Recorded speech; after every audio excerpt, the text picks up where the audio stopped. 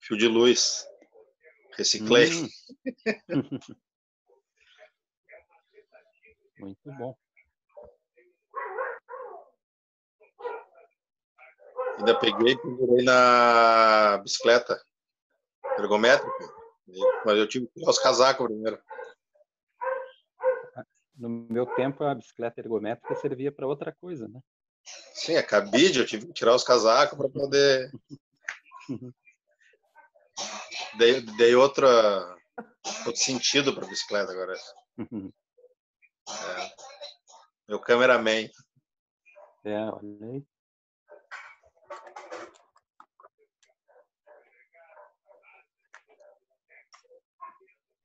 Então a gente vai aproveitar para fazer um pouquinho de meditação, enquanto o pessoal vem chegando, e a gente vai seguindo, então, fazendo a nossa prática de dedicação para todas as pessoas que nesse momento estão precisando, que a gente tem algum vínculo, que a gente lembra,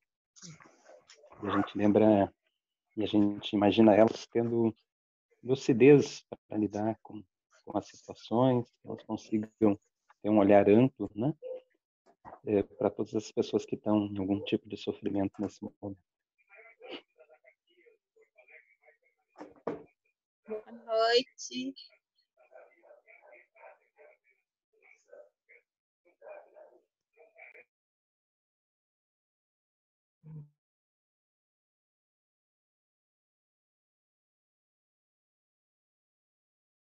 Então, lentamente nós vamos voltando. Como estão todos?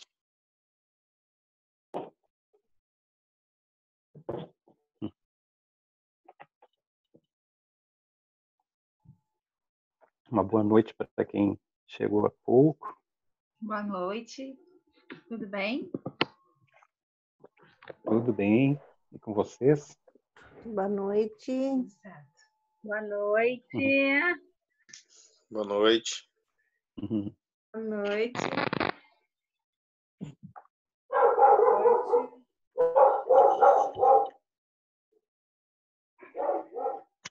Então, hoje a gente vai dar seguimento aqui a esse olhar que a gente está tendo relacionado à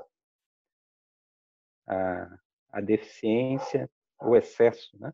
Relacionado aos diferentes órgãos e entranhas.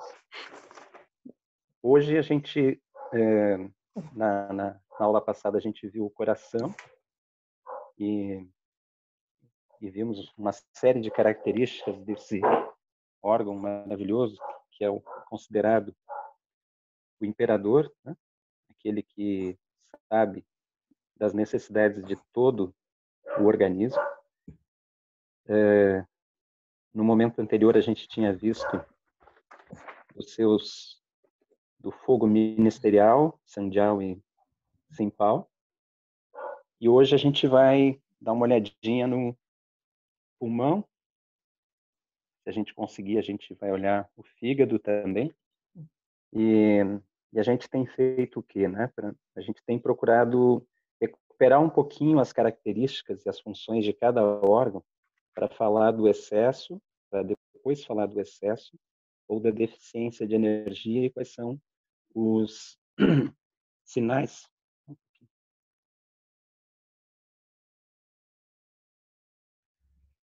Os sinais, sintomas desses respectivos órgãos.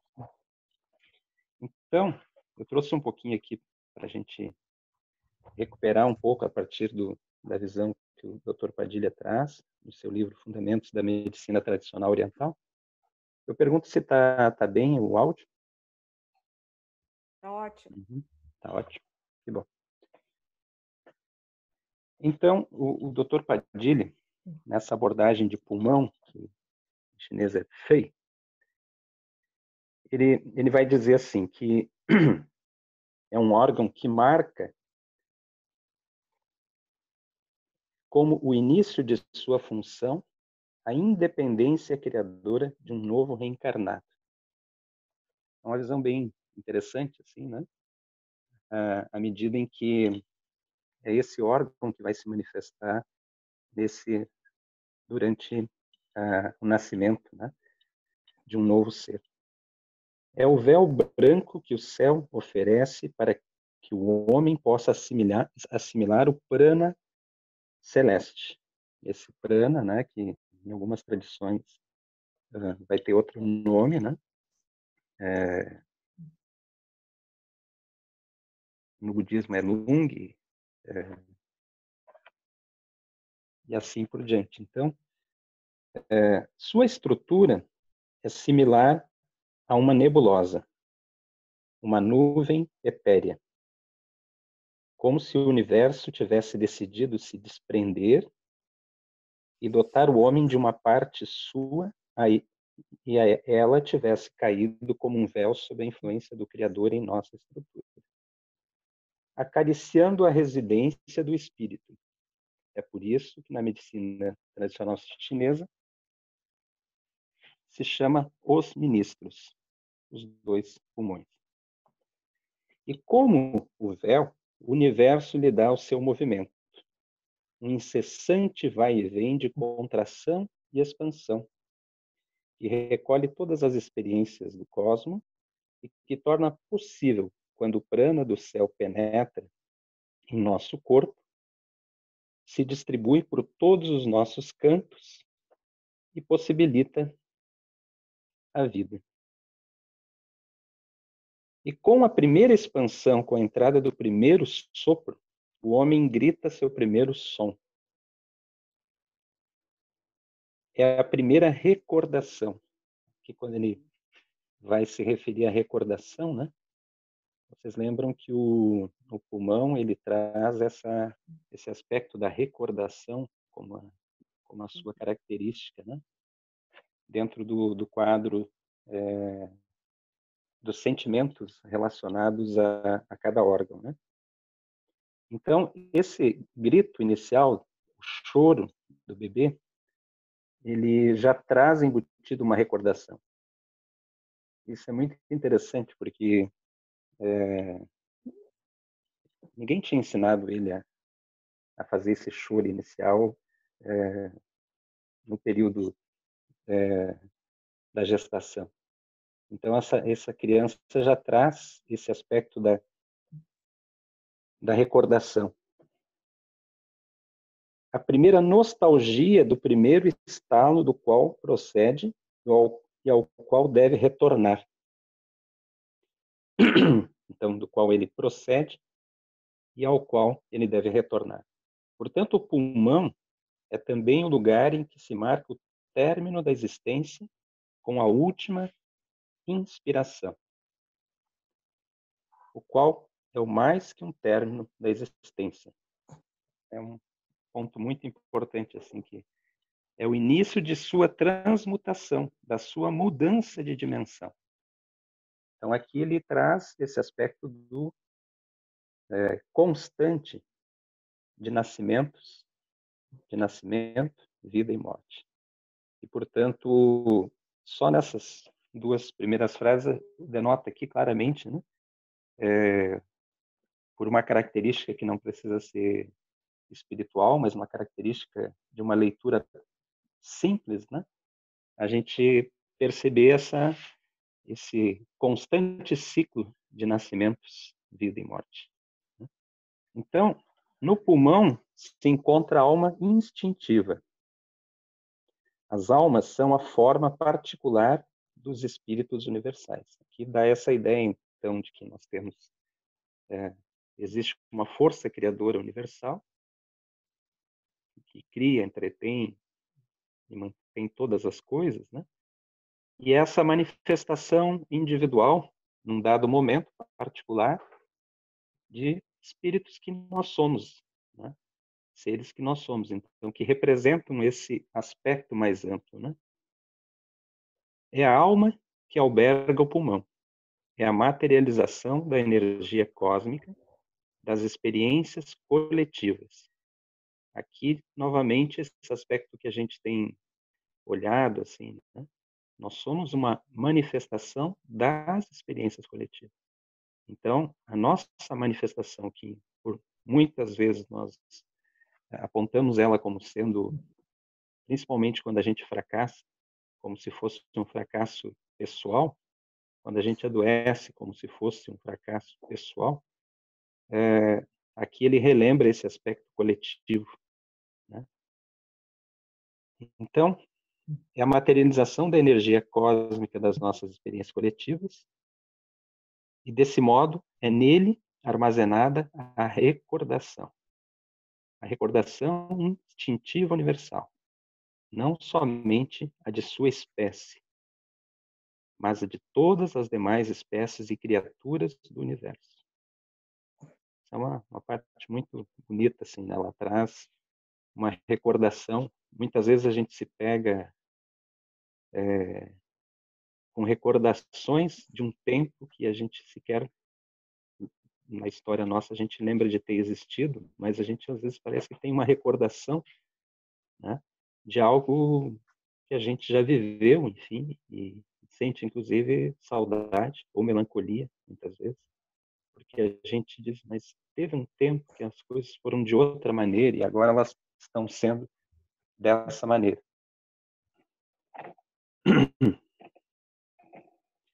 A recordação permanente do que somos e do que devemos ser.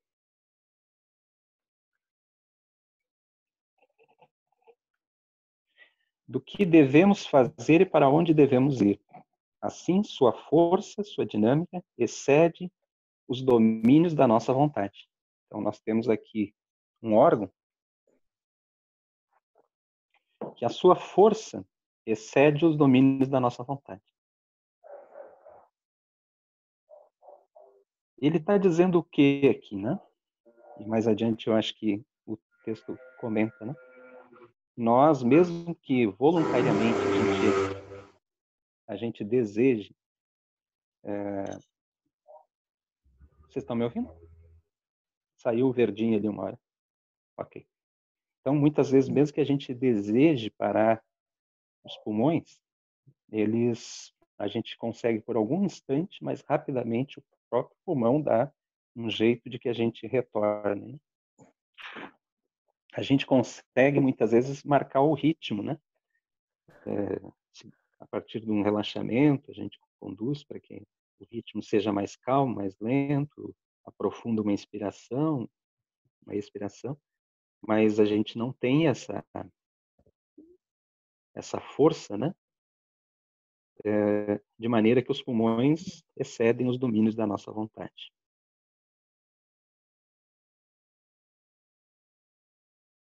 Queira ou não, essa recordação se aviva permanentemente pela respiração, que com a recordação também escapa da nossa vontade.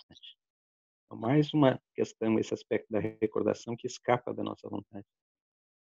Podemos mudar o seu ritmo, mas não se deixa voluntariamente de respirar. Ademais, esse centro, pelo eixo que fica fora, esse centro que é contido na ideografia do pulmão, recorda ao homem que, ainda que haja um centro de conexão com o celeste, Zong, ele não é o centro de nada. Não é o rei do universo. Ele é apenas um elemento a mais, imprescindível e necessário como todos, com uma posição definida e uma função concreta dentro da totalidade. Aqui ele vai relembrar esse aspecto, né? Que a gente fala que através de Tumai, né, a gente recebe essa função que é única, imprescindível, mas que está dentro de um contexto de todo o universo. Na recordação do pulmão reside a solidariedade do universo. No saber respirar para recordar por que se está aqui, por que se veio, o que se faz e o que se deve fazer e qual o caminho seguir. Mas o pulmão não somente distribui seu movimento prana celeste.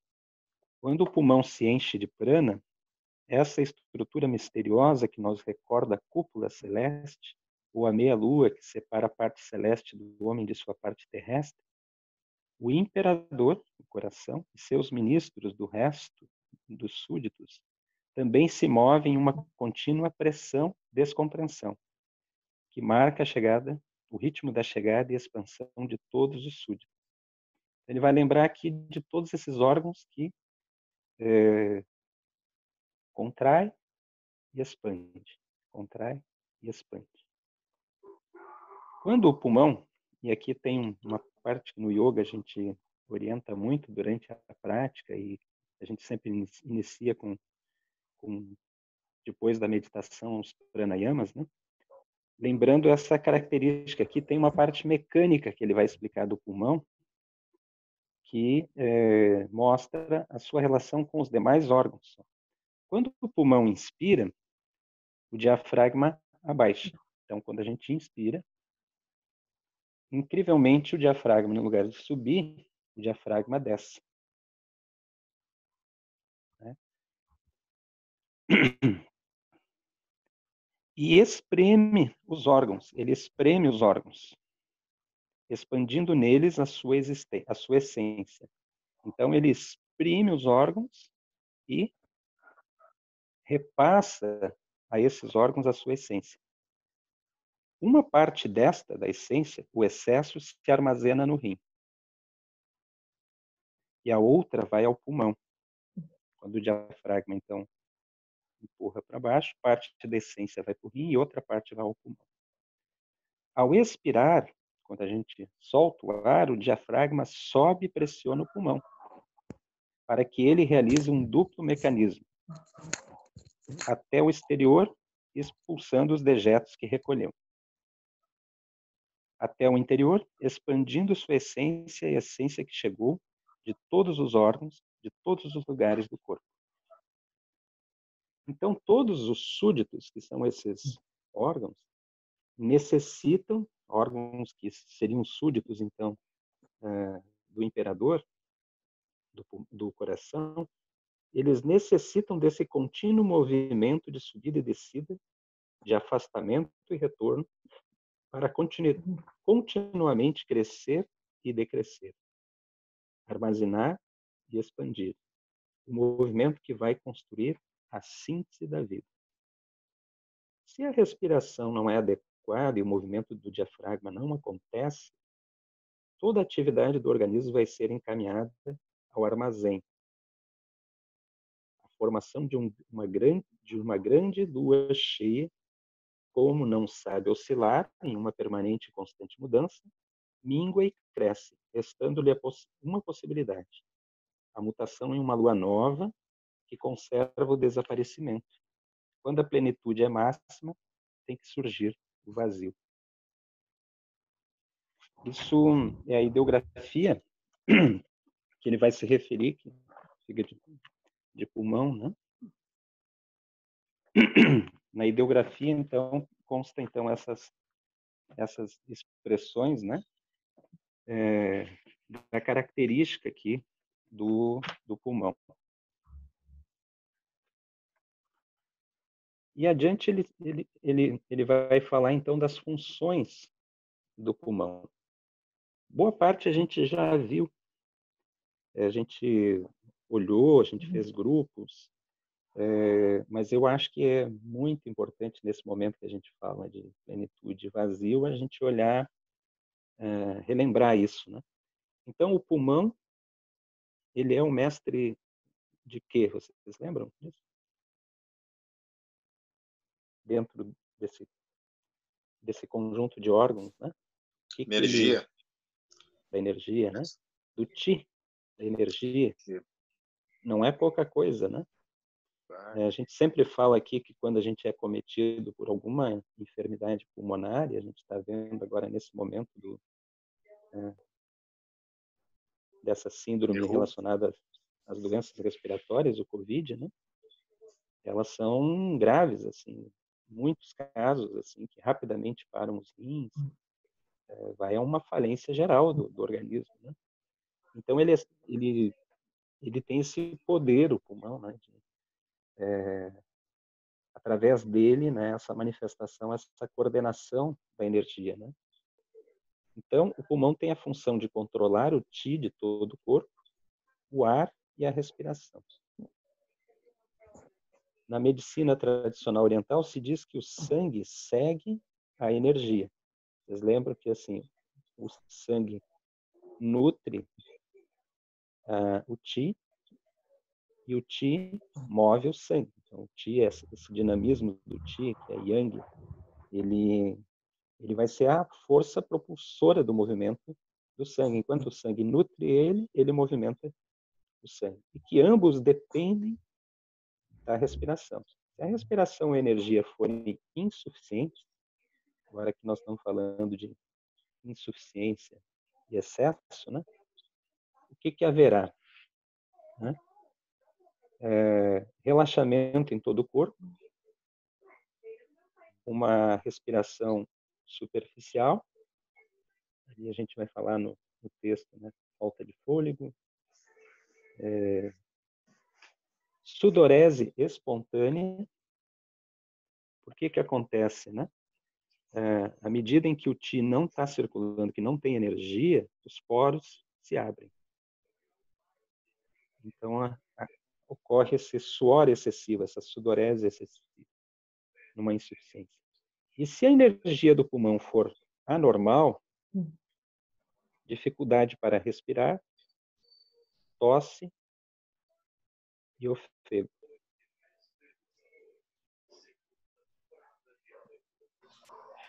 Então, vocês imaginem assim, são sintomas da gripe, né? A gripe comum, assim, né? Eu colocaria ainda aqui inapetência, porque como os órgãos não estão trabalhando, eles não estão demandando nem sangue, nem energia, o corpo é como se o corpo não tivesse necessidade de se alimentar. Então, a inapetência é uma das coisas que surge na sequência assim, desses processos de anormalidade da energia do pulmão. Tu queres Então, dentro que eu compartilhe o texto, Juca? Eu acho que não precisa, né? A gente está se vendo aqui. Tá. Porque aí, hoje, a gente fica... O texto, vocês têm ele na mão, dá para consultar, mas daí depois... Aqui eu estou trazendo ainda mais elementos, né? Mas fiquem à vontade aí, eu também... Funcionou bem na vez passada, né? Com o texto, né? A Silvana está avisando que não está conseguindo escutar, porque a internet... Os demais estão conseguindo escutar bem? Sim. Sim, tá. Dentro da organização imperial, o pulmão é o ministro do coração. É indispensável que haja uma boa harmonia entre os dois para que a função seja normal. Todos os vasos sanguíneos se dirigem ao pulmão durante a expiração. Todo o sangue passa pelo pulmão. O pulmão limpa o ar inspirado e o faz baixar. Se ele não funciona bem, aparece tosse, asma e oligúria.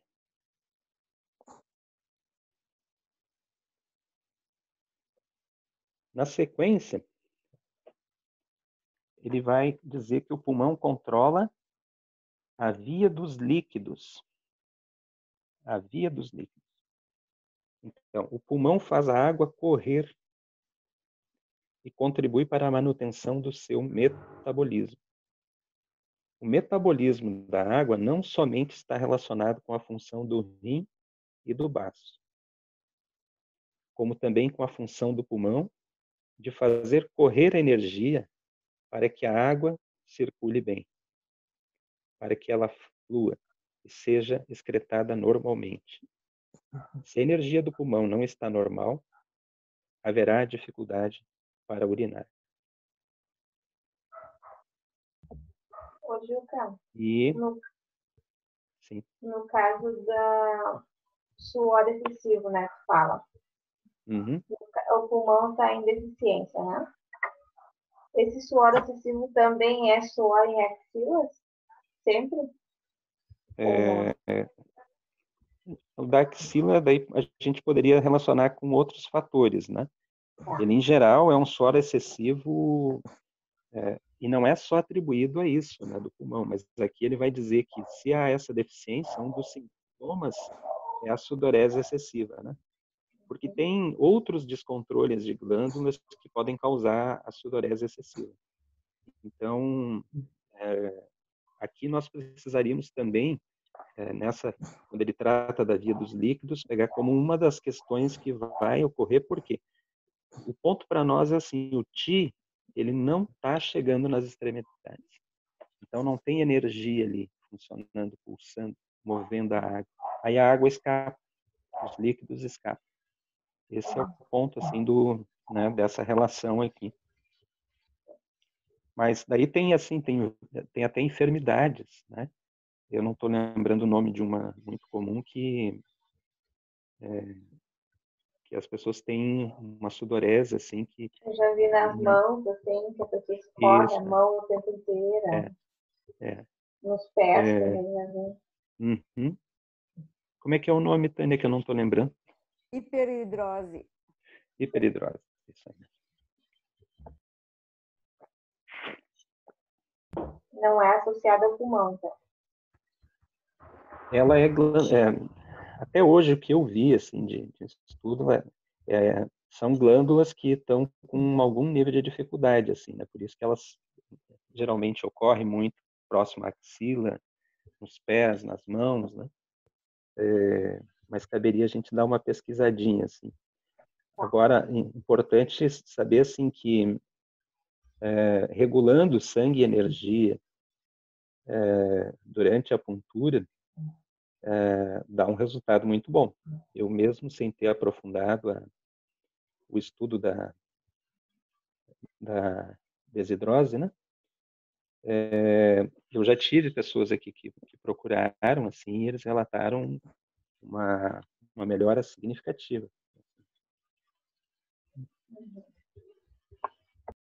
O pulmão possui a função de descer a energia. É igual ao outono, quando as árvores descem a energia.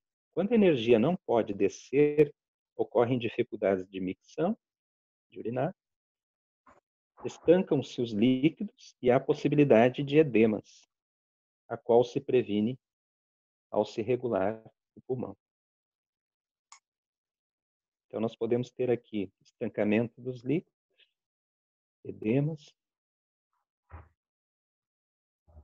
dificuldade de micção. O pulmão possui sua projeção na pele e nos pelos. Vocês lembram que a gente, lá na tabelinha aquela que a gente brincava, né, a pele e os pelos são a projeção dos pulmões. Olha só, não é que eles são regidos, mas eles também, a pele e os pelos, são elementos de diagnóstico do funcionamento do pulmão. Mas, Juca, naquela foto até do Dr. Padilha, naquele desenho, ele salienta tanto a questão dos olhos e do cabelo no fígado. Também? O fígado também pega os cabelos, ele faz um cabelo assim espinhoso, né? Uhum. Ali é a qualidade do cabelo, assim, né? O fígado na verdade, a qualidade do cabelo é determinada pelo reino da água. Tá. O crescimento do cabelo é determinado pelo reino da madeira. Tá. Já os pelos e a pele, que é onde o Ti está presente permanentemente, inclusive o Ti defensivo, eles são regidos pela madeira, pelo pulmão. Então, o pulmão gera a pele e os pelos. O pulmão se comunica com a pele e com os pelos da superfície, nos quais residem as relações de um órgão interno com os tecidos da superfície. O pulmão possui a função de respirar, e a pele e os pelos têm a função de regularizar a respiração. Olha a importância, né, dessa relação, assim, tanto que a gente vai olhar muito quando vem as manifestações a partir da pele, né, e vai perguntar um pouco mais sobre o histórico pulmonar. E aí a gente pode lembrar de várias questões que acabam se manifestando, né, na pele, assim, desde dermatites e outras doenças autoimunes, né? E a gente sempre vai encontrar ali um componente relacionado ao pulmão, que pode não ser sequer o próprio pulmão.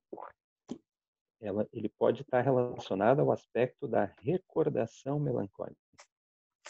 Eu dava o caso, né, para vocês de um tempo de um senhor, né, que tem hoje eu estou esquecendo das doenças aqui. Aquela doença que a pele fica branca, né?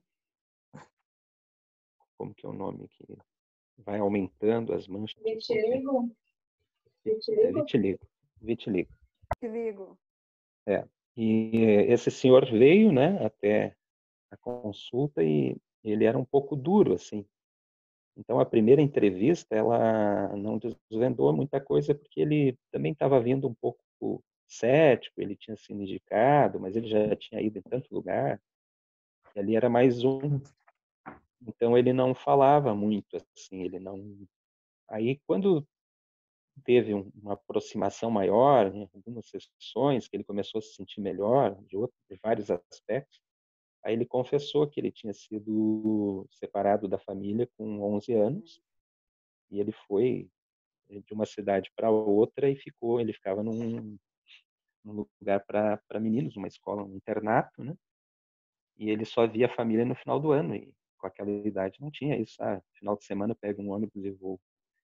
E ele disse que chorava muito, assim, quando criança, né?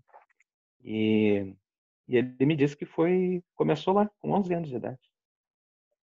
E o nosso tratamento, ele toma por base a questão do pulmão, a questão do Shen, do psiquismo dele. E hoje ele não tem nenhuma progressão da doença. Sequer ele vem na consulta por esse motivo. Para ele não só não aumentou, como ele nem toca no assunto. Aquilo já não é mais parte das preocupações dele nos tratamentos. Aquilo ele absorveu. E não foi que teve alguma palavra minha que foi nesse sentido. É que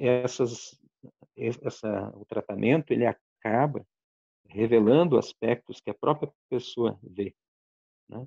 Então, por isso que a gente muitas vezes pode ter uma posição muito tranquila de não ter a palavra precisa, perfeita, para indicar para a pessoa, porque quando ela está ali e ela está recebendo, recebendo a aplicação, ela está numa conexão muito mais forte do que nós mesmos podemos prever. Ela está tanto que as pessoas relatam coisas para a gente que a gente não teria a mínima ideia de que poderia acontecer. Então, a pessoa acaba se dando conta, transcendendo esses aspectos que magoavam ela profundamente. Então, isso é um foro importante, assim, né? Essa transcendência que ocorre sem que ela necessariamente precise atribuir a nós, né? E muitas vezes ela nem vai se dar conta que aquilo teve um papel, né? Mas ocorre, né? O pulmão distribui a energia vital e defende a superfície do corpo humano. Portanto, também se diz que o pulmão controla a pele e os pelos, ou que o pulmão controla a superfície de todo o corpo. Agora aqui vai vir, então, esse relato uma questão relacionada à deficiência, né? Pela deficiência do pulmão, a superfície do corpo perde a capacidade de resistência, ocorrendo sudorese espontânea, de novo a sudorese, por insuficiência de energia defensiva. A superfície é fácil de ser atacada pelo vento frio e a invasão pode chegar ao pulmão. E como consequência disso, aparecem tosse e outros sintomas. Se a energia do pulmão está deficiente, a umidade não chega à pele e os pelos ficam escassos e secos. Por meio dos pelos, podemos conhecer a situação do pulmão. Então, aqui um elemento importante, assim, não dá mais para se depilar, porque a gente precisa Precisa Ai, ver. ai, ai. Tira todas as evidências. Né? Tinha... Agora me lembrou Mas uma leva que... um vidrinho pro turista. Isso, né? Traz aqui, olha aqui. Mas o problema é se Avaliação. chegar... Vai ver meu pulmão. Um É. vidrinho de pelo. O problema é quando a pessoa cortou há mais de uma semana e chega desidratado. Daí a pessoa diz, tu tá com Covid, vamos internar imediatamente, esses teus pelos secaram. Me lembrou vários casos, quando a gente pede para ver a língua, né, da pessoa, as pessoas ficam muito constrangidas. Às vezes, eu quero lhe pedir desculpa, mas eu não escovei a língua hoje. Daí a gente lembra para ela assim, que a gente precisa ver a real situação. Se a pessoa escova a língua, né, ali nós vamos ter o quê? Uma língua, vai ter elementos, né? A gente vai ver se tem marcas de baço, se tem rachaduras e aonde essas rachaduras estão. Nós vamos ver se tem pontos avermelhados e qual é a região que esses pontos avermelhados estão. Mas um elemento importante que a gente perde quando é escovada a língua é a saburra, né? Para ver a quantidade, a qualidade e a cor, né, dessa saburra. Então, eu já devo ter falado, mas a gente sempre é bom aproveitar, né? Que uma saburra fininha e branca é profundamente natural, né? Ela não tem nenhuma fator aí de diagnóstico negativo, né? Assim, já uma saburra espessa, branca, indica aí né, um certo nível de excesso de muco, de fleuma. Já uma saburra espessa e amarelada, ela vai indicar possíveis processos inflamatórios. Cuidem se a pessoa não tomou café antes ou chimarrão, porque às vezes vai estar ali uma marca esverdeada ou mais escura do café ou do chimarrão, e a gente daí pergunta assim, tu tomaste chimarrão ou café? Daí eu assim, eu acabei de tomar um café para vir para cá. Daí tu vê assim que pode ter colorido ali o local, né?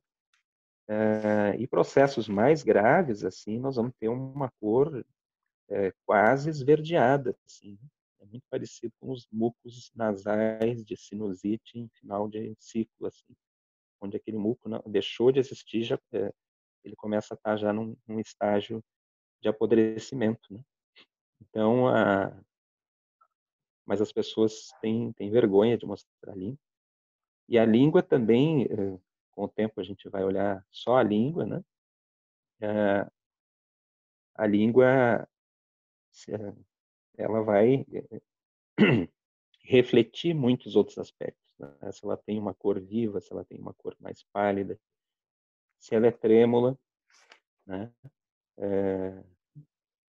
Por exemplo, uma língua trêmula, constante, né? Ela vai indicar um desequilíbrio do reino da madeira, que é esse reino do vento, do movimento, né?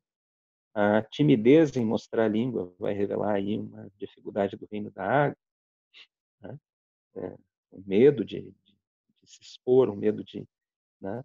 A pessoa mostra só a pontinha e recolhe assim, né? Então, ela também, então a língua tem, por outro lado, a pele e os pelos que a gente está vendo aqui no pulmão tem essa característica assim. A Andréia, eu vi que pediu para fazer uma pergunta. Olá, boa noite. Boa noite. Eu queria saber, Juca, já que estamos falando do pulmão e da pele, se a gente pode pensar na hora do nascimento, como tu relataste antes, por exemplo, né? Não sei se a gente trata com níveis de normalidade, mas se eu parto disso ou não, mas, por exemplo, uma criança que nasce, o que é muito ou pouco cabelo, ou até sem cabelo, ou até assim, demora a crescer cabelo, ou uma criança que nasce com marcas de nascença, que não há uma causa, entende? Que muitos dizem que a mãe estava com vontade, comeu alguma coisa, colocou a mão, ou não sei o quê. Isso é fato, isso acontece. Em relação com algum reino, isso já demonstra alguma coisa? Por exemplo, tem relatos de criança que nasciam sem cabelo, com pouco cabelo, e demorava a crescer o cabelo, e a mãe utilizava alguma coisa de ordem externa para fazer crescer o cabelo, e aí crescia o cabelo. O que se pode ter sobre essas duas questões, marcas de nascença e crescimento de cabelo? Uhum. A marca de nascença, de nascimento, né, assim, também chamada de marcas de salmão, né, de salmão, né, elas são muito comuns, assim, a maioria desaparece com o tempo, assim, maioria mesmo, assim, e até muitas vezes nos primeiros meses de vida, não tem que ter preocupação nenhuma, muito comum. A característica das crianças no seu nascimento, assim, também a maioria nasce carequinha, assim, até a maioria para mim, porque eu não vi uma estatística. São raros aqueles que nascem mais cabeludos, ou as meninas, enfim.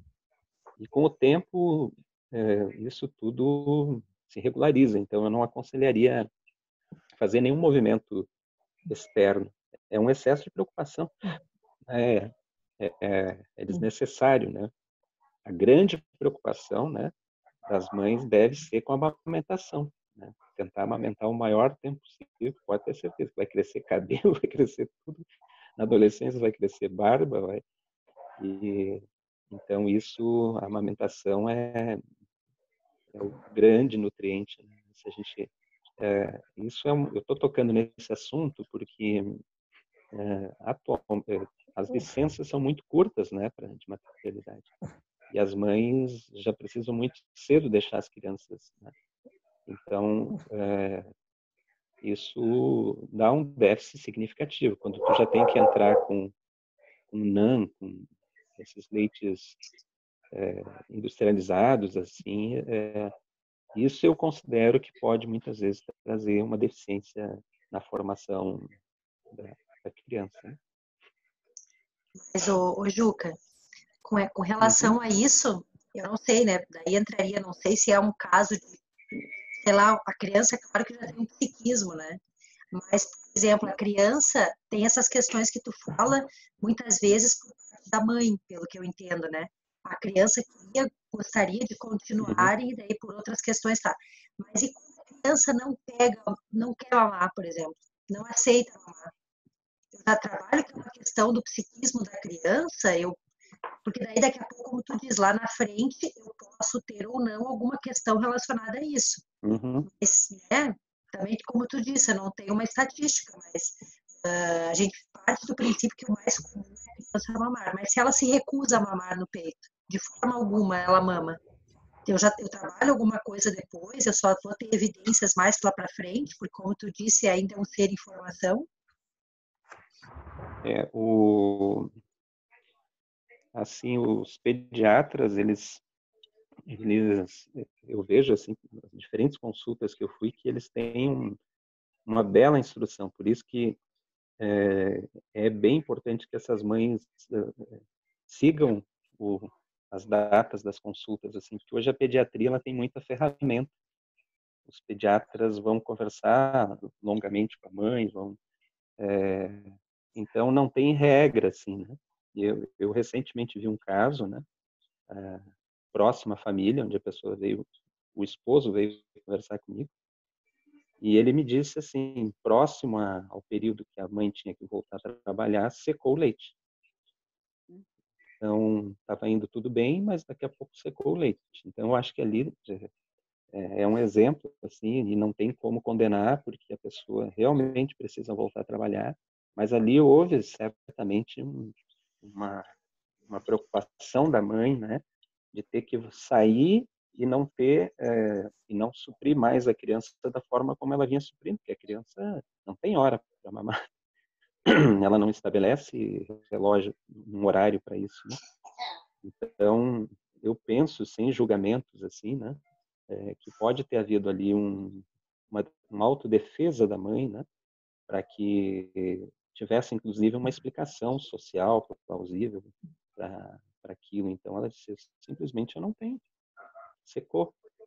Então E não acredito assim que seja uma questão onde a pessoa desenvolve assim uma artimanha para explicar. O nosso psiquismo, a gente não sabe direito como ele age. Muitas vezes ele vai fazer com que isso aconteça, né?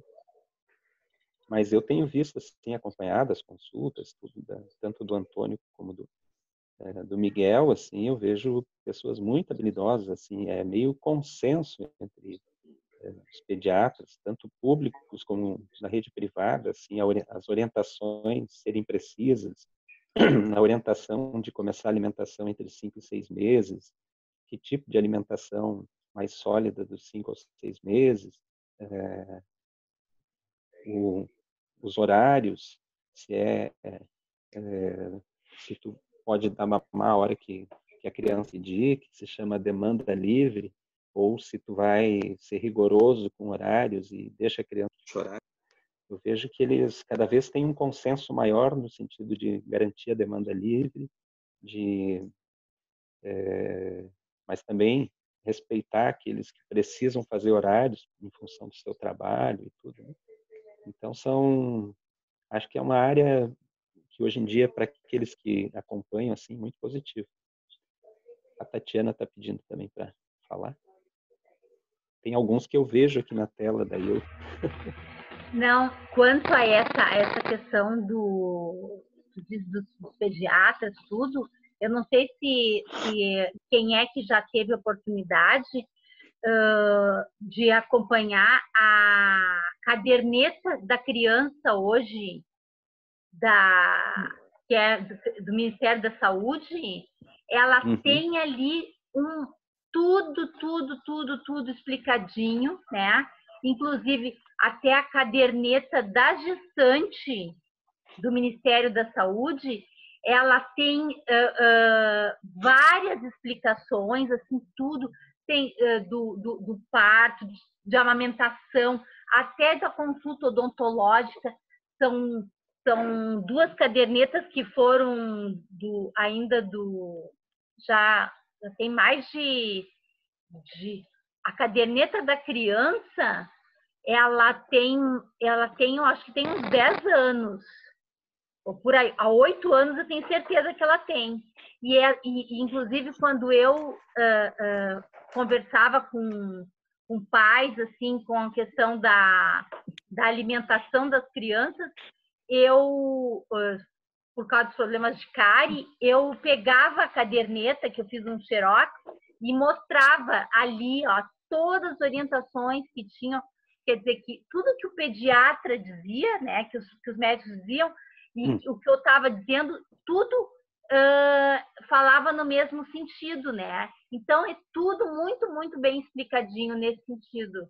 Então, eu acho que as mães não leem, né? Geralmente não leem, então a gente pega, mostra, ó, vamos ler aqui, tá tudo explicadinho como é. Isso. Tu fechou o teu microfone, né? Isso, Nerli, pode ir. Tá, não. Tá bom. Eu trabalhei muitos anos com aleitamento materno. E o que eu percebia é que quando a criança não queria mamar ou ela se recusava a mamar, estava diretamente relacionado com a mãe. E aí, como o Juca disse, assim, muitas vezes não julgando, a gente tentava, fazia de tudo para que aquela mulher pudesse ter segurança. A gente fazia massagem nelas, colocava o bebê, via elas todos os dias. A gente fazia todo um suporte para ajudar no processo. E aí tinha casos de sucesso, que o bebê acabava conseguindo fazer essa mamada, mas tinha casos em que, infelizmente, não conseguia. E aí, assim, ia ver a história dessa puérpera, né? Ela tinha trauma da mãe, ou ela tinha outros traumas, sabe? Então, dificilmente um bebê que nasce assim, sem algum, por exemplo, até lábio leporino eu vi mamando. Então, tem casos aí, claro, que se fosse com fenda, aí é mais complicado, mas assim, mesmo com dificuldades que poderiam, né, ter, esse bebê, se a mãe quisesse, essa mãe conseguia, de fato, fazer. Se ela quisesse, não, se ela tivesse essa segurança, essa tranquilidade, ela conseguia amamentar. Eu tive um caso de sucesso, inclusive, de uma mãe que adotou. Então, para tu ver como todas as técnicas, com a caderneta, com os profissionais, se realmente a mulher está desejando esse processo, ou mesmo que ela tenha medo, mas ela queira arriscar, dificilmente não é um caso de sucesso. Só para responder, assim, para contribuir. Eu trabalhei realmente muitos anos com o aleitamento materno. E eu tenho duas perguntas, Juca. Uma delas é sobre a língua que você estava falando. Se a pessoa faz um movimento, pergunta, deixa eu ver tua língua. E ela só abre a boca e fica com a língua lá para dentro. Parece que ela está se esforçando para mostrar a língua, mas ela não mostra. Eu queria saber que reino que é, ou de que forma, que tipo de avaliação. Essa é uma pergunta.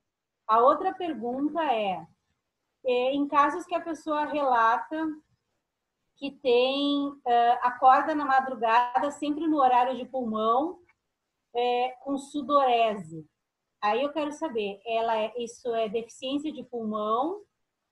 Ou acorda muitas vezes para fazer xixi, porque tu falou do reino da água, né? Ou principalmente nesse horário.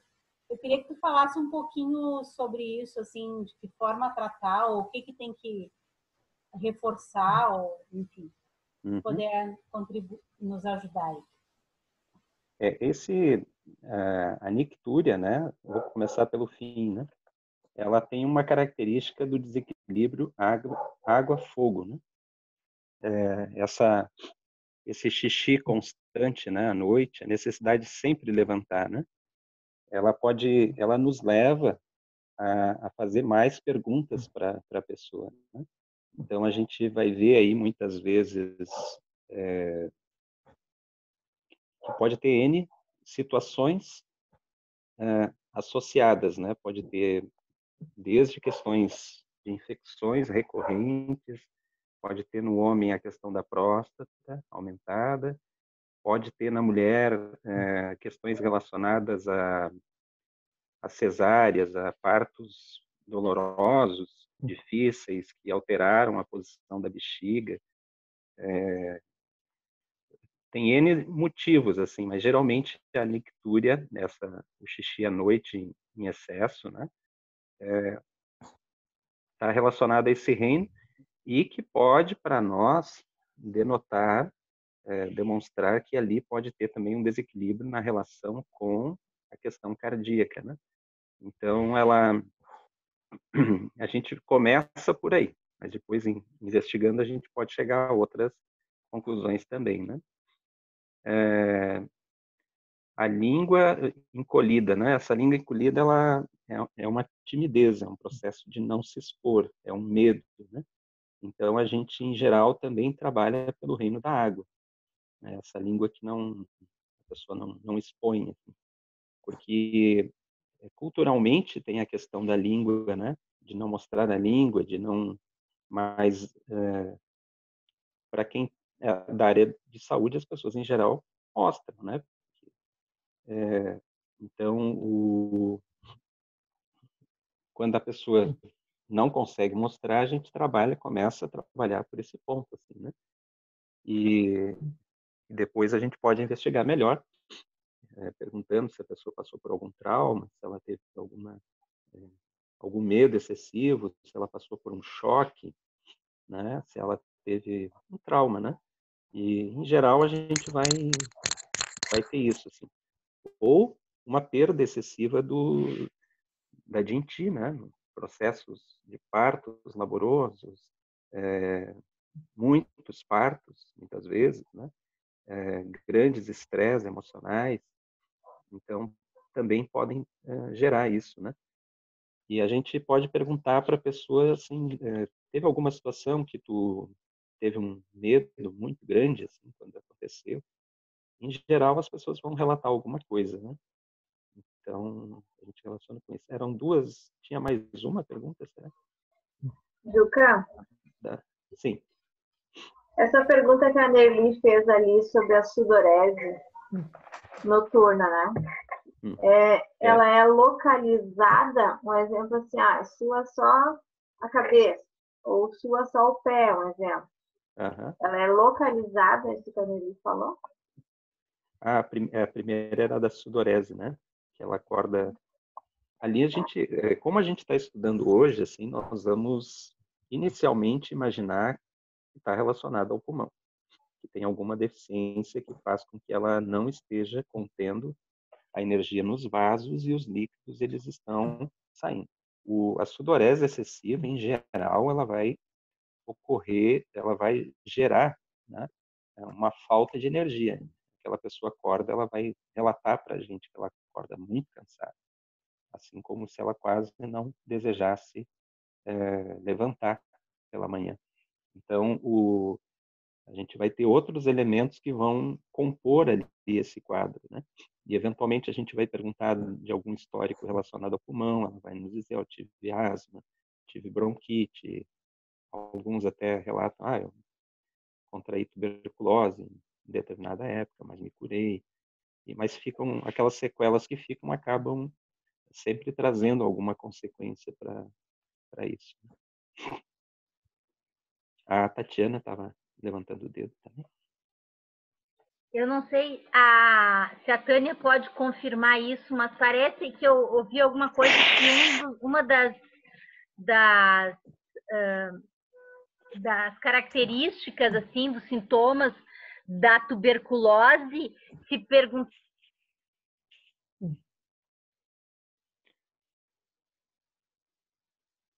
Travou o áudio aqui para mim.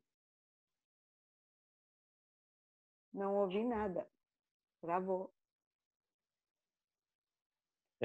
Tatiana, travou o teu áudio. Se tu puder perguntar novamente. Tá.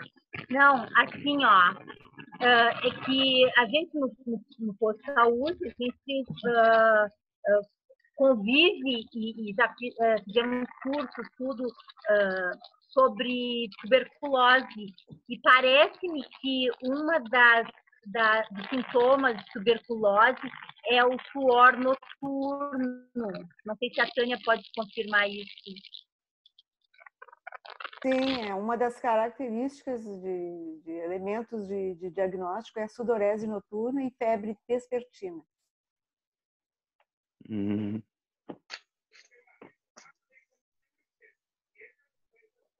Muito bom. Faz parte do diagnóstico, da história e do diagnóstico. A sudorese e a febre, a tardinha.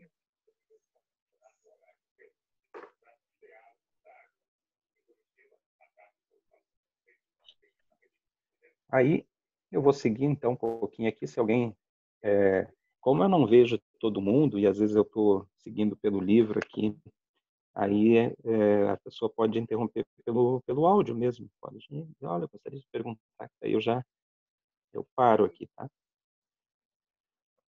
Então, o pulmão é um órgão delicado. Ele sente aversão pelo calor e ao mesmo tempo não tolera o frio.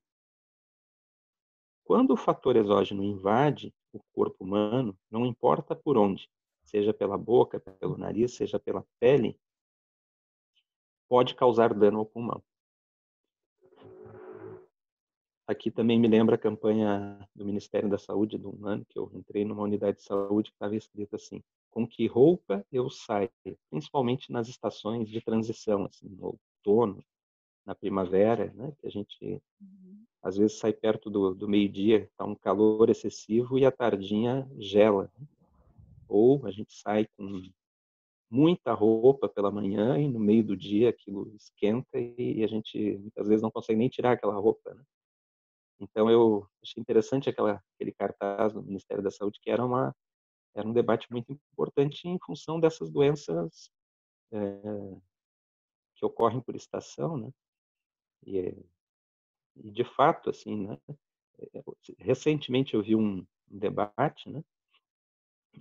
Onde se falava fato da gente estar se aproximando do inverno como auge, né? E aí a pessoa perguntou, mas como que nos estados do norte e nordeste, que não tem frio, chegou lá e chegou acometendo todo mundo? Aí foi explicado que as características de inverno, com umidade, com calor, com frio, embora sejam diferentes, elas estão num mapa que é feito pelo Ministério da Saúde e pela Organização Mundial da Saúde, que são os momentos em que as pessoas, na transição das estações, são acometidas por... Então, vocês veem que não é só o frio, o calor excessivo, né? Também afeta os pulmões. A gente vê como é significativo a gripe ocorrer mesmo no verão. Assim, a pessoa está no verão escaldante, com uma gripe, com febre, né? Então, aqui nós estamos confirmando isso, né? Que o calor excessivo e o frio excessivo podem danificar o pulmão. O pulmão está no local mais alto da cavidade do corpo. Cobre e defende os outros órgãos dos fatores patogênicos externos. Adiante, ele vai dizer, então, que no pulmão está a alma sensitiva. É a parte das atividades mentais. A função da alma sensitiva é controlar o movimento e a sensibilidade da dor e da coceira. Isso significa que parte do conhecimento do corpo humano e do movimento ocorre por meio das atividades do pulmão. A abertura superficial do pulmão é o nariz. Então, quando a gente fala qual seria a abertura do pulmão, nós vamos lembrar do nariz. O pulmão controla a respiração. E pelo nariz, o ar entra e sai. Por isso, o nariz é a porta do pulmão. O bom funcionamento do nariz, passagem de ar e olfato, depende da energia do pulmão. O que chama atenção em relação ao olfato é que sua função depende da energia do pulmão. Porém, a discriminação do aroma depende da energia do coração. Então, o pulmão não discrimina, né, o aroma. Se o vento frio ataca o pulmão, há obstrução nasal e muco, os quais afetam o olfato. Agora aqui uma outra energia celeste. A secura no pulmão pode produzir secura nas fossas nasais, no estancamento de calor patogênico no pulmão. Então, tu estancou o funcionamento das fossas nasais através da secura e, com isso, se observa que o calor patogênico no pulmão se observa o movimento das asas nasais durante a respiração para identificar esse funcionamento aqui. Se existe um grande esforço das fossas nasais para respirar, nós vamos perceber que aqui pode ter, então, um quadro de secura, né?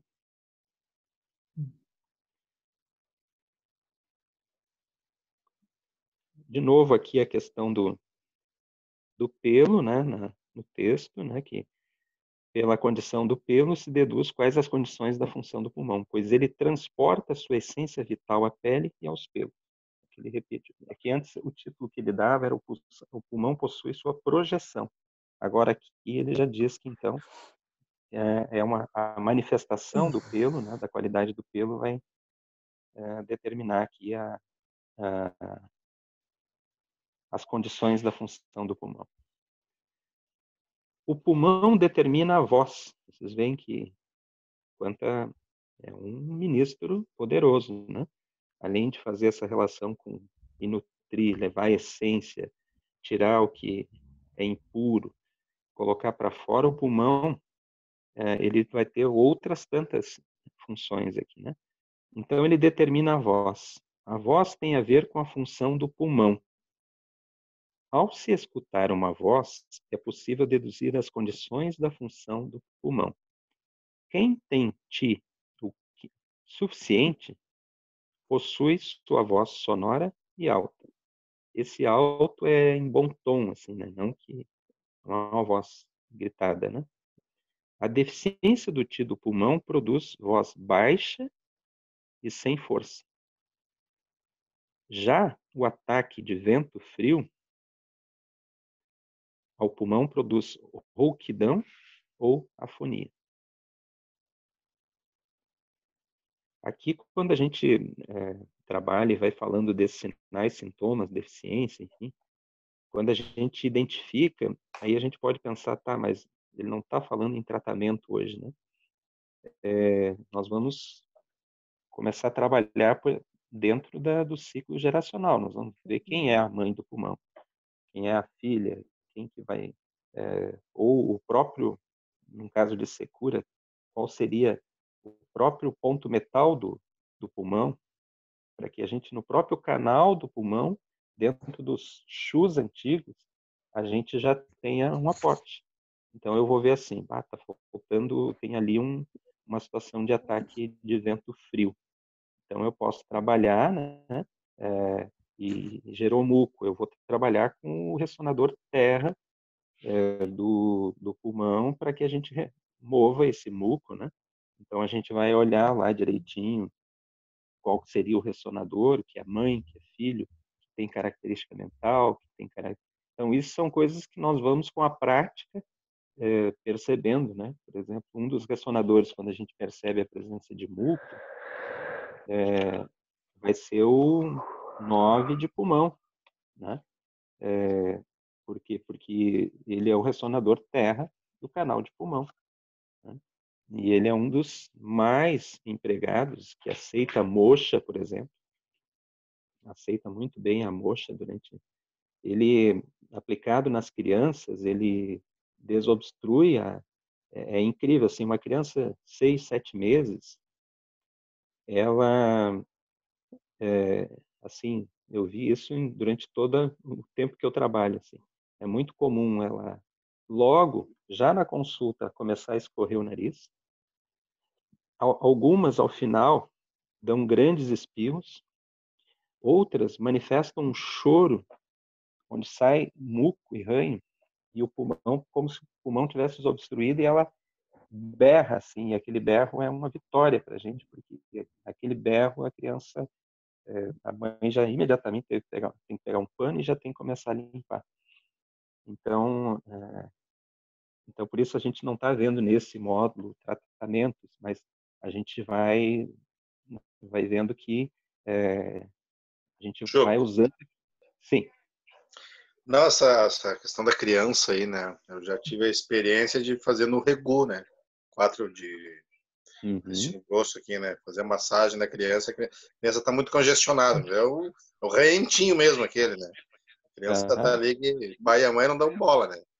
Para que a criança ter 40 de febre, que eles vão se preocupar. Aí tu pegar a criança, fazer aquela massagem, tá brincando com a criança e massageando o Regu. E começou a escorrer o nariz, né? E daí papai e mamãe viram aquilo, limparam, e a criança meio que eu vi que ela melhorou a respiração, né? O Regu, ele tem muita, como ele é relacionado, o Regu é esse ressonador, né? 4 de G, boca do tigre, né? Ele vai ter muita relação com todos os fenômenos da face, né? A garganta, da face, do pescoço. Se vocês olharem o próprio trajeto do canal de G, ele vai chegar, né? Outro ressonador, o 20 de G, né? Aqui, ó, bem uma massagenzinha também, ajuda na desobstrução. Logo acima, aqui, bem na asa. Na asa, aqui nós temos um ressonador extra, então lá nos pontos extras, que também tem uma função muito importante ali, né? E as crianças, se a gente for com jeitinho, elas deixam a gente fazer uma massagenzinha ali, né? E às vezes, como a situação, né, que nem agora, assim, de pandemia, que o pessoal não quer expor a criança em unidades e tudo, a gente até mesmo, às vezes, a criança vai chorar um pouquinho, né? E a gente vai fazer, porque a gente sabe que aquilo é um benefício, é uma ação chata, né? A gente tem que meio que fechar o ouvido e fazer, porque você pode ter certeza que logo em seguida a mãe e o pai vão ligar, vão dizer que melhorou bastante, e agradecendo, porque são ferramentas que realmente ajudam, né, as pessoas. Essa pode fazer moxa? O 4 de G pode fazer, moça. Estamos falando em crianças, né? O 4 de G, eu não indicaria assim, a gente usar ele. Vocês lembram que a gente não usa na gravidez, ele move muita energia. Também as pessoas com pressão arterial alta, a gente não usaria moxa, né? Porque ele levanta muito o aspecto yang. Ele gera bastante calor. Então, mas como a gente está falando aqui de crianças, em geral as crianças não vão ter alterações dessa ordem, né? De pressão arterial, enfim, né? Essa massagem é no sentido... Essa massagem no horário? Horário, dedão, horário. Uhum. Tonifica.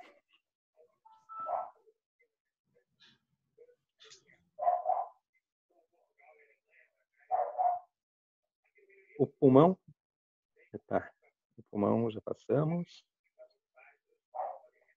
Entre pulmão e rim, olha só aqui agora então, pulmão o que o pulmão é do rim dentro do ciclo geracional? O metal é da água. Isso é mãe. Uhum. O pai, o pulmão é o pai. Tu vê que a medicina chinesa usa a expressão mãe e avó, né? Porque tem num sentido de geração mesmo, né? Feminino. E hoje em dia a gente vai ver que os pais também, do seu ponto de vista social, também é a mãe que está ali, né? Mas tem as exceções, né? Faz papel de mãe. Faz papel.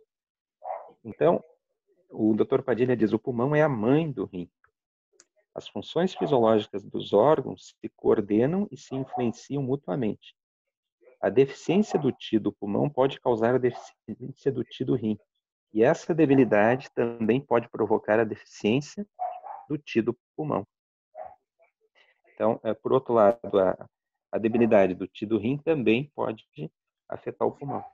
Hoje, conversando com uma pessoa que veio até a consulta, ela me disse que o quadro dela era um quadro de deficiência, ela tinha um problema de infecção urinária constante, e ela contraiu uma pneumonia pelo mau funcionamento do rim. Então, né, isso confirmando assim, né, de que na deficiência de tu pode afetar a mãe também. Então, no caso, a deficiência do rim pode gerar essa deficiência do Ti do pulmão, porque eles se voltam, inclusive, do ponto de vista dos líquidos e do funcionamento, né? Eles têm ligação, líquidos têm ligação do sangue, afeta um mau funcionamento do rim, vai afetar o funcionamento direto do coração, né? Pelo sistema da via dos líquidos e do sangue. O pulmão se comunica com o intestino grosso. O intestino grosso, a gente lembrando, né, que ele é o acoplado do pulmão. Aqui também muito interessante. Ó. Entre pulmão e intestino grosso existe a relação de interior e exterior. Víscera órgão. A função do pulmão de limpar o ar e de baixar a energia ajuda a função do intestino grosso, de transportar. Para tratar a constipação, se usa, às vezes, o método de ventilar o Ti do pulmão. E para tratar tosses e escarros, se utilizam laxantes. Aqui, as crianças é o exemplo clássico disso. A criança constipa as fezes, o intestino, e tranca as narinas e começa a gerar muco. Então, cabe sempre perguntar, né, como é que está o intestino. Então, não é por demais a gente fazer uma massagenzinha em torno do umbigo no sentido horário da criança pequena, ou ensinar a mãe, né? Aqui, de novo, essa questão da primeira infância aqui, a entrada com elementos externos do tipo NAN, tipo leites processados, sempre gera um impacto intestinal e na criança, né? Assim como a entrada dos alimentos sólidos, assim, mesmo através de papinha. Então, é um período de transição importante para a criança e que, assim, invariavelmente, acaba se manifestando no funcionamento do pulmão, do narizinho, e a criança não consegue nem chorar, às vezes. Ela não tem força para chorar, a criança. Como aqui perto tem umas vilas aqui, e o pessoal descobriu, né? E daí um fala pro outro. Aí, às vezes, a criança chega com umas olheiras gigantes, assim, não está conseguindo se alimentar e não consegue nem chorar. A criança está, assim, convalida. A Andréia pergunta se a constipação tá nos adultos também. Sim, sim. Eu digo que o clássico é a criança, porque o adulto, às vezes, quando ele está gripado, ele diz, eu não vou na consulta porque eu estou gripado. As pessoas não associam muito a gripe, que a acupuntura pudesse ajudar a gripe. Só as pessoas que conhecem. Só as pessoas que conhecem mesmo, que já foram, viram. Tem uma senhora, ela vem quando sente que vai gripar.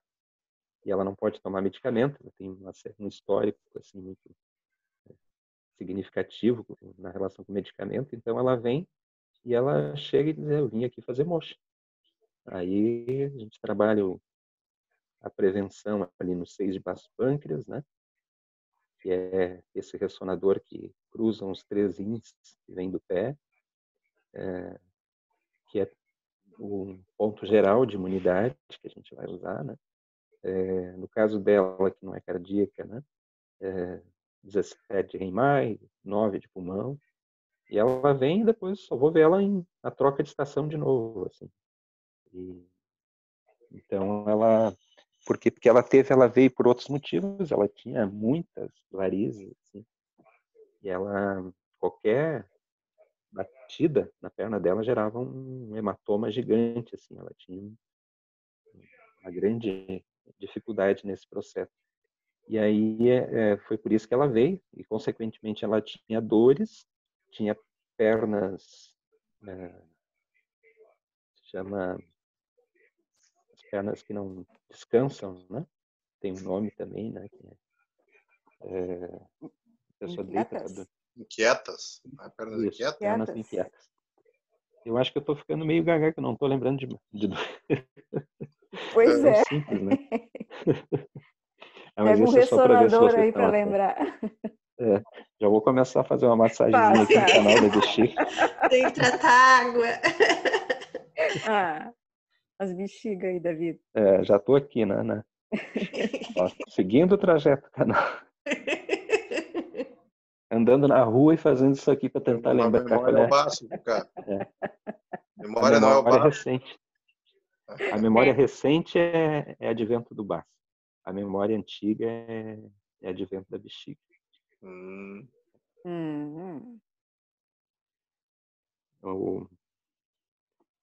Andando na rua e fazendo isso aqui, para dizer, esse aí enlouqueceu de vez. E eu estou fazendo isso aqui porque aonde que eu deixei o meu carro, eu estacionei o carro em algum lugar. E o pior é que em Viamão, que só tem 3 ruas principais. Mas acontece, né? Muito engraçado. E na sequência, então, a gente tem esse aspecto mais deixa eu ver que hora é. A gente, por hoje, eu acho que está bom de informação, né? Eu queria falar com vocês, assim, que de quando em quando eu acho que nós vamos combinar. Eu tenho visto que alguns não estão conseguindo assistir no dia. Aí eu pensei a gente fazer sábado, continuar, daí fazer o fígado, que é um órgão também fantástico, né? E aí talvez na terça a gente combinar de ser um dia em que vocês, no horário da aula, vão poder assistir os que não viram e preparar perguntas, enfim. Porque assim, eu acho que está indo muito conteúdo, né? Essa aula, esse encontro nosso, né? Ele é mais, digamos assim, ele não é tão dispersivo quando a gente está junto, assim, né? Então ele rende muito nos conteúdos. Mas eu fico só preocupado de vocês conseguirem, daqui a pouco vocês entrem em parafuso, então era bom assim retornar, ver. Hoje uma pessoa do grupo que veio na consulta, ela me disse, olha, eu comecei a assistir a aula passada e eu parei porque era muita informação e eu estava com muitos pensamentos na minha cabeça. Eu estava com várias coisas para fazer e aí eu comecei a assistir e eu vi, não, eu não posso continuar aqui porque eu vou dar como dado esse vídeo e eu não assimilei. Então, vocês olhem isso, ver se isso fica bem, daí aí de vez em quando, de 15 em 15 dias, a gente pula uma terça, um sábado, mas vocês dedicam aquele horário para poder ver, assim, né? Mas isso está no plano da minha mente, por enquanto, né? Sábado a gente se encontra e vê se é isso mesmo, né? Porque vocês não fazem só isso, né? Eu conheço a maioria de vocês. Vocês fazem muitas coisas, né? Trabalham, fazem outros cursos, tem outros grupos, né? Com a pandemia tem as crianças em casa, os adolescentes em casa, aquilo tudo, né? Não é muito simples, né?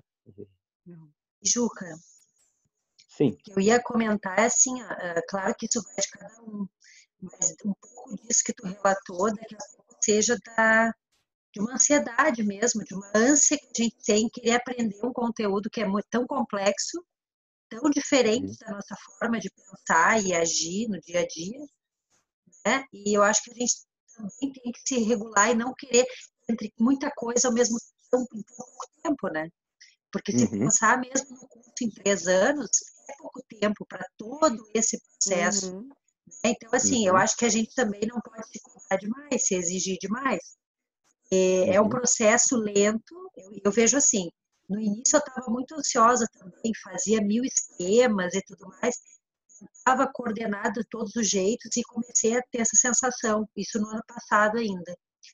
E aí, a partir de determinado momento, eu entendi que não era por aí, porque eu ia me encher de conteúdo. O que adiantava me encher de conteúdo se ia demorar um tempo para pôr em prática, e mesmo assim tem esse delay entre tu obter uma informação e aquilo se tornar efetivamente um conhecimento, né? Isso é como processo, eu encaro como processo de aprender uma língua. Às vezes tu tá lá no processo e faz 4, 5 anos eu não sei nada. Passa um tempão, tu vai lá para a prática e tu vê que tu sabe, porque tu foi assimilando aos poucos, né? Isso aqui é uma mudança de paradigma praticamente na nossa vida. Então não adianta querer mudar porque a gente não vive essa realidade que a medicina chinesa nos propõe, né? E aí seria até uma coisa meio evasiva que a gente faz com a gente mesmo. Penso assim, né?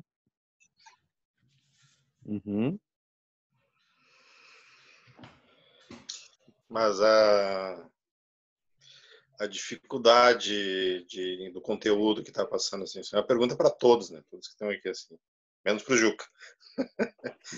Sabe mais que nós. Não, eu também. Alguém de nós está encontrando dificuldade quando está ouvindo a gente conversar algumas vezes, assim, sobre pontos, qualquer assunto, assim, alguém se encontra essa dificuldade?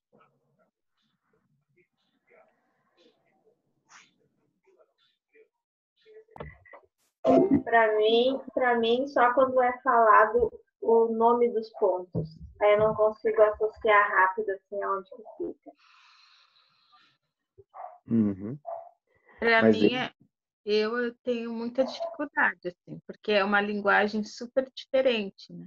Mesmo eu estudando a medicina tradicional chinesa pelo curso de terapia holística, mas a linguagem da acupuntura é tudo muito diferente. Às vezes eu fico boiando, assim, vocês estão falando e eu estou aqui boiando.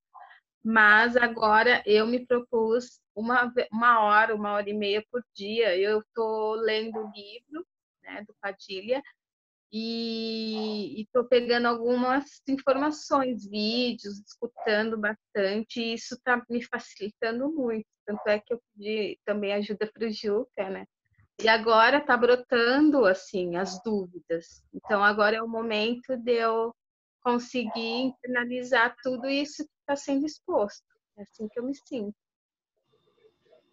Uhum. Eu acho que...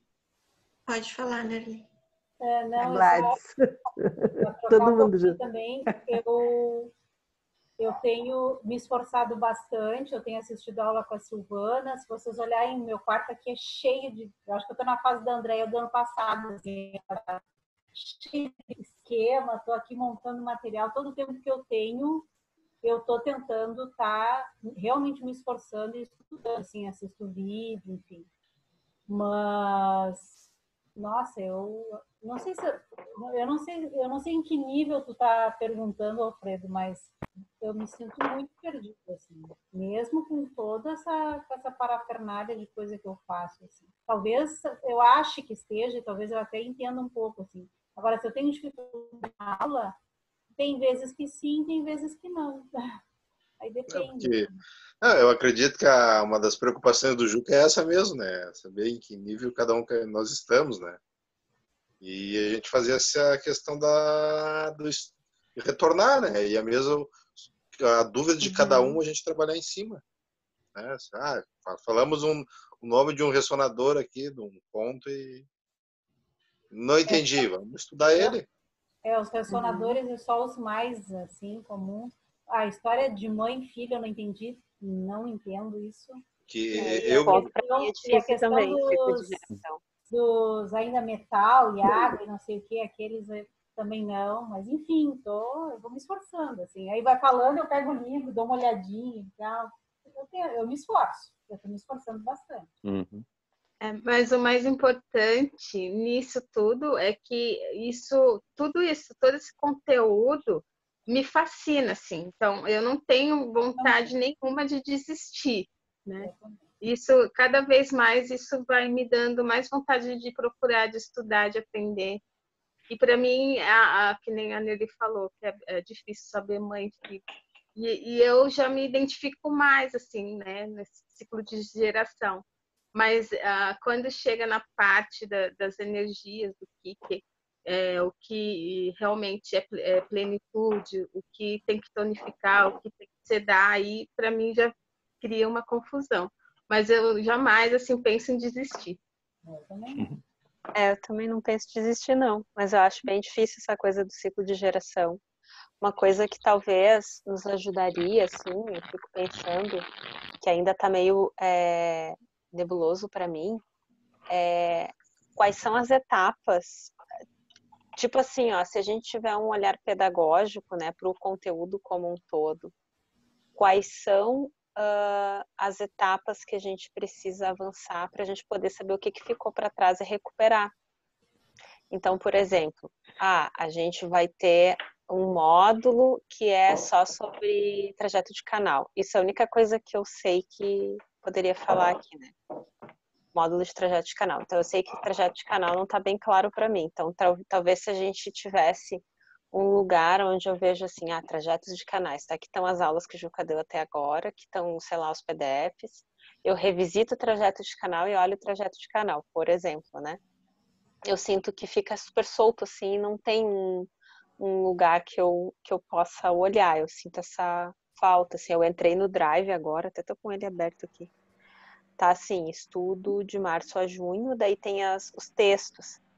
Aí eu tava procurando esse texto que o Juca tá lendo, tá onde? Daí eu não achei aqui no Drive, acho que deve estar no livro. Aí eu comecei no livro, assim, que página tá isso, meu Deus? Aí eu vi que ele tava pulando umas partes, ele falava um pedaço dele para mais adiante, então foi um pouco difícil de eu me localizar, não sei se é porque eu não estava meio boiando, ou se realmente eu, sei lá, não consegui. Mas esse material, Marjorie, tem, eu acho que eu até não fui esse material que tu tá falando, assim, porque eu também, esse sempre foi uma angústia minha, até porque agora eu faço 2 cursos ao mesmo tempo, então eu não sabia para que lado eu olhava, né? Aí eu acho que eu devo ter faltado ao encontro presencial e a Salete me deu um material que deve ter sido o primeiro material que o Juca entregou, e ele começa com os reinos, Aí depois ele vem, eu não tô com ele aqui porque eu botei numa pasta. Aí depois ele, se eu não me engano, ele vem com bem resumido assim. Até na folha que eu ganhei, que eu acho que o Juca não compartilhou o arquivo, tá faltando o Reino do Pulmão, eu acho. Aí depois vem os chus antigos, aí depois vem os canais maravilhosos, aí depois vem os pontos Aquele ló. resumo, né? Eu tenho esse documento. E aí ali eu olhei e disse, é isso aqui. Aí eu comecei a detalhar bem para mim, da maneira que eu entendesse e estudar. É isso, eu vou seguir todo esse material.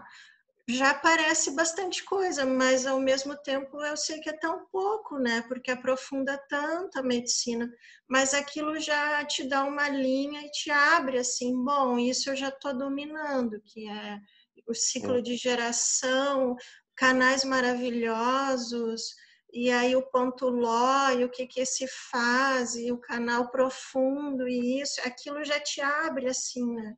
Então, eu não sei, eu sei esse material do Juca, né? E tem, só para vocês saberem, lembrar, né, que vocês têm todas as lâminas com todos os trajetos de canal em desenho, que é lá, que foi, eu acho que tá no Drive, né? Se não tiver, a gente manda de novo. Agora, eu recomendo, enquanto trajeto de canal, a gente sempre falou sobre isso, assim, que era difícil. Eu lembro que os grupos só precisavam olhar o trajeto de um órgão e uma entranha. E mesmo aquilo que era de um reino, as pessoas dizem, não, isso é muito complexo. Eu acho que o que está mais elaborado é o livro recente do Dr. Padilha. Eu não quero dizer para vocês que tenham que adquirir.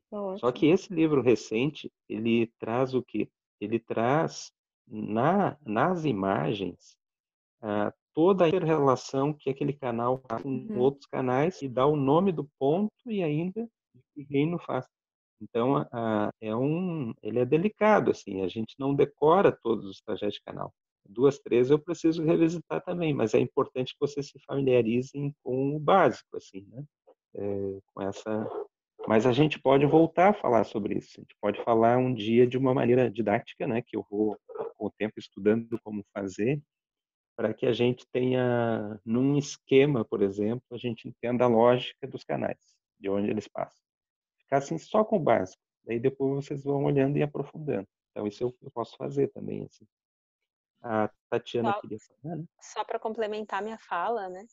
Eu sinto assim dessa maneira também. Eu comecei ansiosa, né? Querendo fazer muitos esquemas. Foi a Deia, né? Que falou muitos esquemas, muitas coisas e querendo ir avançar rápido. Depois eu pensei, não, eu vou repousar e vou devagar. E tô deixando aquilo decantar, assim, né? Então acho que é realmente um conteúdo que a gente vai seguir junto, olhando durante bastante tempo, assim, né? Eu sinto dessa forma, porque ele é complexo e ele é muito útil. E eu vejo que não existe também por que abandonar esse olhar para esse conteúdo, sendo que traz tanto benefício, assim, né? Então, eu tô um pouco relaxada ao mesmo tempo, assim, sabendo que, eu não entendi, eu relaxo e depois eu sigo olhando. E essa coisa de ter as aulas gravadas tem sido muito bom para isso. Eu estava bem perdida. Então, aí o que aconteceu? Eu comecei, eu tenho uma dificuldade quando as coisas estão no computador. Eu preciso muitas vezes apalpar. Aí eu peguei uma pasta e aí eu coloquei tudo desde a primeira aula, tudo aqui. Então eu volto, olho aquilo, está bem palpável para mim. E aí eu me lembro que uma vez que eu fui no Juca, e aí ele falou alguma coisa, eu disse, não, eu tenho dificuldade de diferenciar o reino da madeira do reino da terra. E aí, como eu via isso, aí eu comecei, de vez em quando eu desenhava para ver o que eu estava me lembrando. E aí, quando eu vi, eu já sei todo o ciclo, e aí eu peguei o negócio, mãe, filha, parará, foi assim, bem, sabe, me clareou. Eu acho que antes da gente querer ir adiante, até quando eu vi algumas coisas que que a Silvana postou, eu não entendi nada daquilo. Então, eu fiquei meio angustiada, aí eu peguei e deixei, que eu disse, nem vou olhar. Eu voltei. Porque não, eu sabe aquilo não fazia. Eu disse, meu Deus do céu, isso não faz sentido nenhum, eu não entendi nada disso. Aí eu voltei, eu pego esse negócio aqui, vou lá desde o início, olho para frente, olho para trás, aquilo, mas tá tudo, ó, ficou tudo organizadinho, e agora cada um que chega pelas datas, assim, eu fui botando, e aí as coisas foram clareando, que eu já estou até apunturando aqui o pessoal aqui em casa. Aí já tem umas cobaias aqui, o meu marido é uma cobaia, minha irmã outra cobaia, né? E aí, então, eu disse, não, eu não pode, eu tenho que começar, eu não posso. Aí, mas foi assim, eu tive que organizar. Sem essa pasta aqui, não rolava. Aí isso aqui me dá segurança, porque todo curso tá ali. Cada uma dessas novas, imprimo e boto na pasta. Aí parece que fica mais, sabe, mais terra, mais eu não sei, para mim funcionou muito bem. Porque a gente estuda e como tem muita coisa, a gente esquece, né? Então, quer ver, ó, lá no outro curso eles estão dando pulso, ó. E eu sempre vejo o tal do pulso todo dia, mas eu sempre esqueço quais são os reinos do tal dos pulsos, né? Aí, todo dia de manhã, eu escrevo no braço. Algum dia eu vou decorar isso aqui, né? Não sei quando, né? O dia que acabar a caneta, eu acho, né? Mas, assim, eu acho que vai deixando mais palpável, né? Que nem tu falou, né? Porque é muito detalhe, né? É muita informação. Então, tem que trazer, né? Para a realidade, assim, né?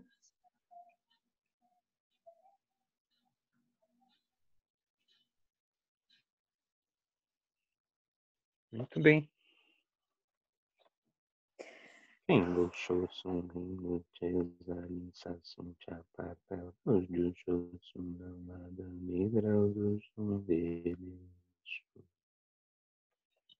Vocês tenham uma boa noite. Espero que não tenham nenhum pesadelo com a aula de hoje. Daqui a pouco estão sonhando com o Juca, né? Ou com os colegas. Então, boa noite para vocês, que fiquem bem. No sábado é às 18 horas, né? Então, a gente está se encontrando pelo último combinado às 18 de sábado e 19h30 de terça. Aí, no sábado, a gente avalia se a gente faz isso na terça-feira, que é um dia de organização do material, se a gente mantém, que está bem. Sintam no coração de vocês e depois vocês nos contam aqui no grupo. Tá? Boa noite, queridos. Perfeito. Boa noite. Obrigada, queridos. Boa noite. Boa noite.